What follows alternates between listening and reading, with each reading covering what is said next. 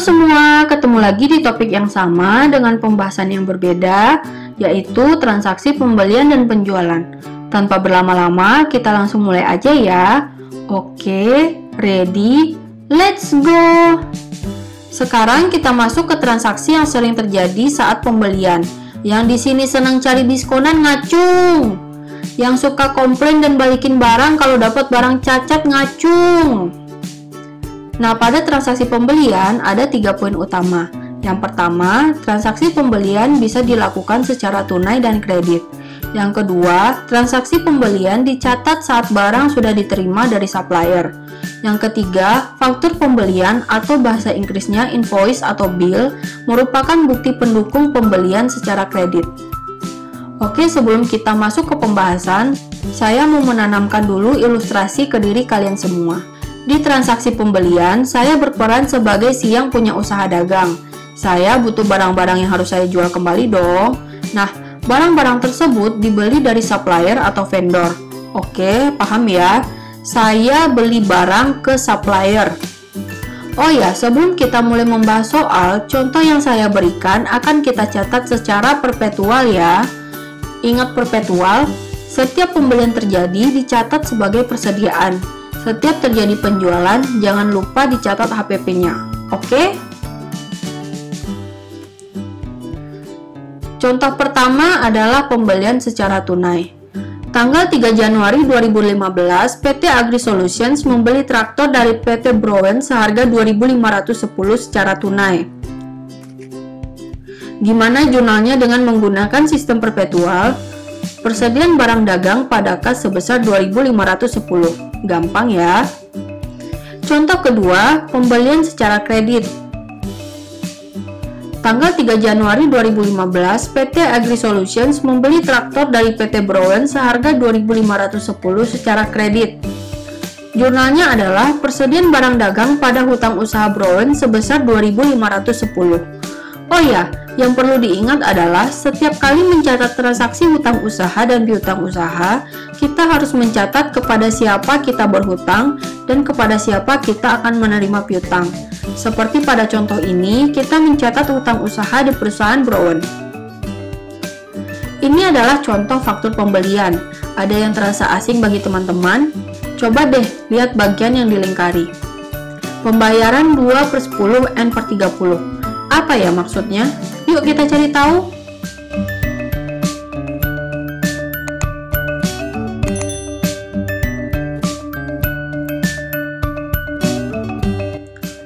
Sekarang kita masuk ke sub pokok bahasan diskon pembelian. Sekalian kita mau cari tahu apa maksudnya 2/10 N/30.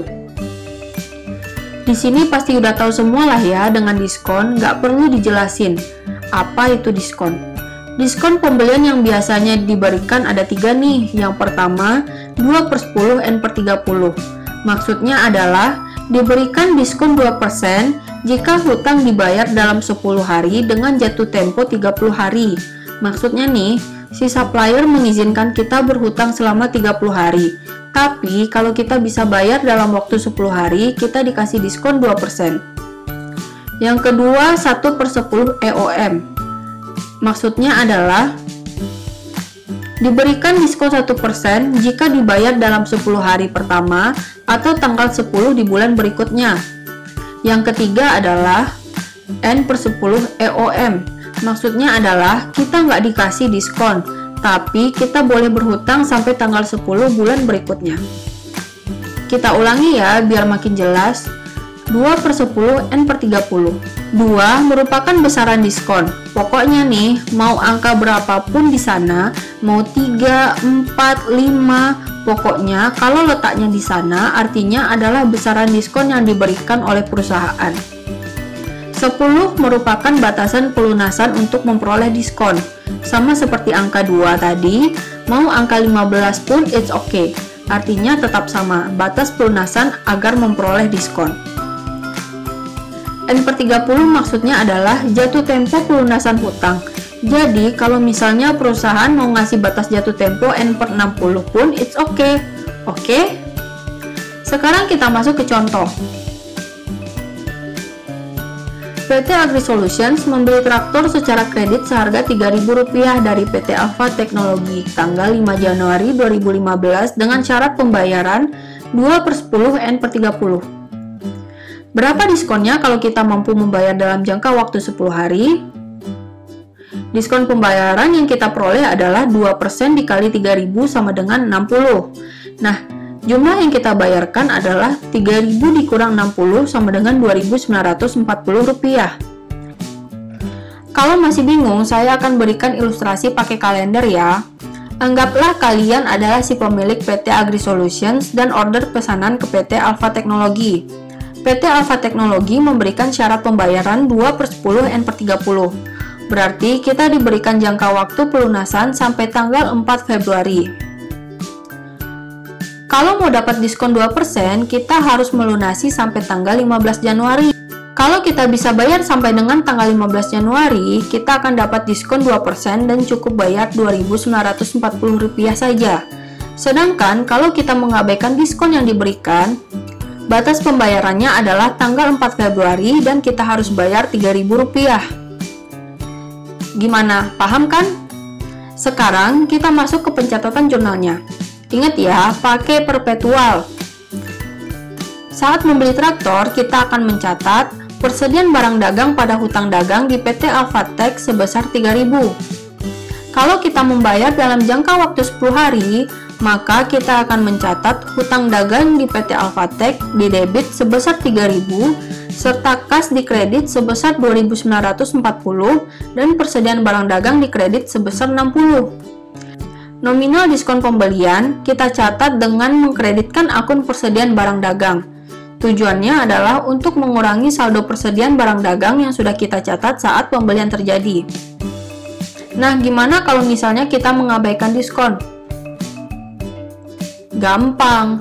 Kita tinggal mendebitkan hutang dagang pada kas sebesar Rp3.000. Hutang dagang berkurang karena kita lunasi dan kas juga berkurang karena uang kita berkurang untuk bayar hutang.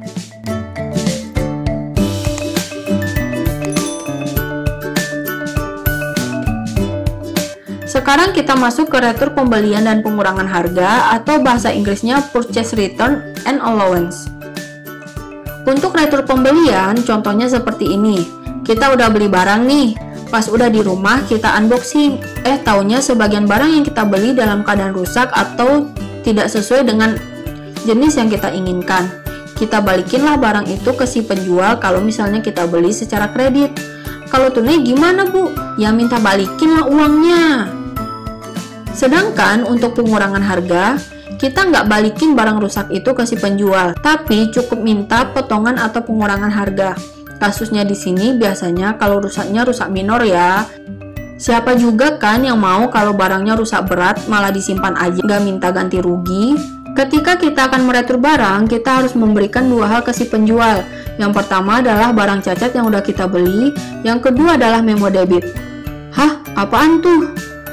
Memo debit berisikan kita sebagai pembeli sudah mendebitkan akun si penjual sebesar nominal kerusakan barang. Sekarang kita masuk ke contoh ya. Tanggal 7 Maret 2015, PT Agri Solutions membeli 30 cangkul tipe A dari PT Maxim seharga Rp2.700 secara kredit. Ketika barang sampai, PT Agri Solutions menemukan bahwa 10 cangkul bukan merupakan tipe A. PT Agri Solutions meretur cangkul tersebut. Kita hitung dulu berapa harga cangkul satuan. Harga cangkul satuan adalah Rp2.700 dibagi 30 sama dengan 90. Maka jumlah yang diretur adalah 90 dikali 10 sama dengan 900. Pencatatan jurnalnya adalah yang pertama untuk perpetual. Hutang dagang di PT Maxim pada persediaan barang dagang sebesar 900. Bagaimana dengan periodik? Hutang dagang di PT Maxim pada retur pembelian sebesar 900. Kalian fokus di bagian kreditnya, nama akunnya berbeda antara perpetual dan periodik. Saya kasih contoh lagi ya biar mantap. Transaksi tanggal 2 Mei membeli 5.000 persediaan barang dagang secara kredit dengan syarat pembayaran 2/10 N/30. Tanggal 4 Mei melakukan retur pembelian sebesar 3.000 atas persediaan yang dibeli tanggal 2 Mei. Tanggal 12 Mei, membayar pembelian yang sudah dilakukan tanggal 2 Mei, dikurangi retur dan diskon tentunya. Catatlah transaksi tersebut dengan menggunakan sistem perpetual. Untuk transaksi tanggal 2 Mei, membeli persediaan barang dagang sebesar Rp5.000 secara kredit dengan syarat pembayaran 2/10 N/30. Jurnalnya adalah persediaan barang dagang pada hutang dagang sebesar Rp5.000. Untuk transaksi 4 Mei, melakukan retur pembelian sebesar Rp3.000 atas persediaan yang dibeli tanggal 2 Mei. Jurnalnya adalah hutang dagang pada persediaan barang dagang sebesar Rp3.000. Transaksi tanggal 12 Mei, membayar pembelian yang sudah dilakukan tanggal 2 Mei. Gimana perhitungannya? Kita melakukan pembelian sebesar Rp5.000, dikurangi dengan retur pembelian yang sudah dilakukan tanggal 4 Mei sebesar Rp3.000, maka hutang kita ke supplier sisa Rp2.000. Maka diskonnya adalah 2% dikali Rp2.000 sama dengan 40. Berarti sisa bayarnya 2.000 dikurang 40 sama dengan 1.960. Maka jurnalnya adalah mendebitkan hutang dagang sebesar 2.000 dan mengkreditkan kas sebesar 1.960 dan mengkreditkan persediaan barang dagang sebesar 40. Gimana? Gampang kan? Untuk post test, silakan kerjakan soal berikut. Kalian cukup kerjakan di kertas selembar dan kalian fotokan jawaban kalian. Kemudian di-upload di Google Form yang saya sediakan di Google Classroom ya.